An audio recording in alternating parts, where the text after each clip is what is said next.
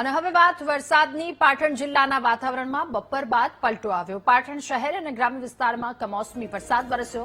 પાટણ, કુણધર, અડિયા અને ખલીપુર તથા સુજનીપુરમાં માવઠું આવ્યું। ભર ઉનાળે કમોસમી વરસાદથી ખેડૂતો ચિંતામાં મુકાયા છે। જોકે હજુ પણ આગામી 2 દિવસ વરસાદી માહોલ રહેવાની હવામાન વિભાગે આગાહી વ્યક્ત કરી છે। ત્યારે શહેર અને ગ્રામ્ય વિસ્તારમાં માવઠું પડ્યું। આગામી 2 દિવસ વરસાદની આ પરિસ્થિતિ રહેવાની હવામાન વિભાગ દ્વારા આગાહી વ્યક્ત કરવામાં આવી છે। શહેરી સાથે ગ્રામ્ય અલગ અલગ વિસ્તારમાં વરસાદી માહોલ, જેમાં કુણધર, અડિયા, ખલીપુર અને સુજનીપુરમાં માવઠું।